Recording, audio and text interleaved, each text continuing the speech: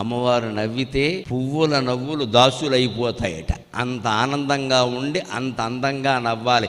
ఏ ఇంట్లో ఇల్లాలు నవ్వుతూ ఉంటుందో ఆ ఇంట్లో లక్ష్మీదేవి నాట్యం చేస్తుందమ్మా. లక్ష్మీదేవి నాట్యం అలా నవ్వాలి కదా అని మగాళ్ళందరూ ఓ పట్టకారు పట్టుకు నవ్వమని చెప్పానా తోలు తీస్తా నవ్వకపోతే అనకూడదు. వాళ్ళు నవ్వే విధంగా వీడు ప్రేమించాలి. అది సమస్య. ప్రేమిస్తే ఎందుకు నవ్వరు?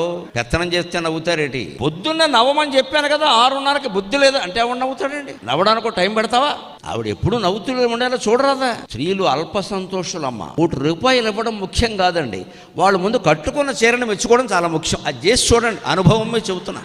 మీరు 10,000 పెట్టి చీర కొనక్కల్లా, వాళ్ళు ఏదో కట్టుకున్నారు కదా, కట్టుకో అద్దరిందయ్యా అనని, ఇంకేం అక్కలేదు. ఎంత నవ్వుతారో వెంటనే.